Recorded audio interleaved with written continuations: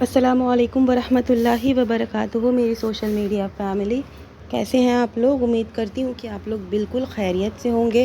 میں بھی بالکل ٹھیک ہوں الحمدللہ۔ تو چلیے بنا تاخیر کے آج کی حدیث شروع کرتے ہیں۔ امید کرتی ہوں کہ آپ کو حدیث پسند آئے گی۔ اگر ابھی تک آپ نے میرے چینل کو سبسکرائب نہیں کیا ہے تو پلیز چینل کو سبسکرائب کریے۔ تو چلیے حدیث شروع کرتے ہیں۔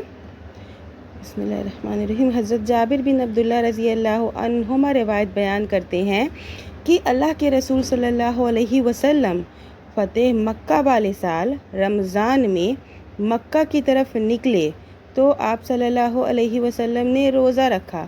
جب آپ قراء الغمیم پہنچے تو لوگوں نے بھی روزہ رکھا۔ پھر آپ صلی اللہ علیہ وسلم نے پانی کا ایک پیالہ منگوایا، پھر اسے بلند کیا یہاں تک کہ لوگوں نے اسے دیکھ لیا، پھر آپ نے اسے پی لیا۔ اس کے بعد آپ صلی اللہ علیہ وسلم سے عرض کیا گیا کہ کچھ لوگوں نے روزہ رکھا ہوا ہے، تو آپ صلی اللہ علیہ وسلم نے فرمایا کہ یہ لوگ نافرمان ہیں، یہ لوگ نافرمان ہیں۔ فوائد اس حدیث کے: دین کی راہ میں قربانی دینا چاہیے۔ رمضان المبارک میں سفر کر سکتے ہیں۔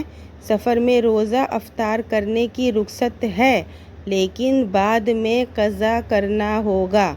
مشقت نہ ہو تو سفر میں روزہ رکھ سکتے ہیں۔ سفر میں مشقت ہو تو روزہ توڑ سکتے ہیں۔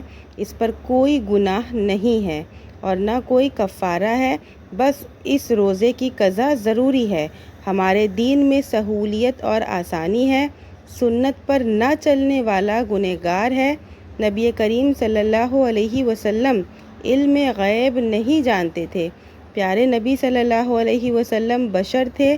اہم بات کو ایک سے زائد مرتبہ بھی بیان کر سکتے ہیں۔ بطور تعلیم اخلاص کے ساتھ دکھا کر بھی عمل کر سکتے ہیں۔ نبی صلی اللہ علیہ وسلم سے نبی سے آگے نہیں بڑھنا چاہیے۔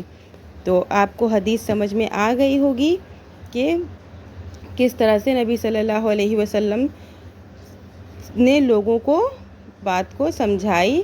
اور سفر میں اگر آپ کو دقت ہے، اگر آپ کا لمبا سفر ہے، اگر آپ کو کوئی پریشانی ہے جس کی وجہ سے آپ روزہ نہیں رکھ سکتے ہیں، تو آپ روزہ نہ رکھ کر کے لیکن اس روزے کی قضا آپ کرنی ہے۔ آپ کو روزے کی آپ بعد میں قضا کر سکتے ہیں۔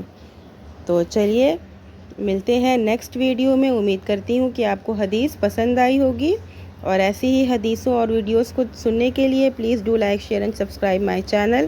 Thanks for watching, don't forget to subscribe. وعلیکم السلام ورحمۃ اللہ وبرکاتہ۔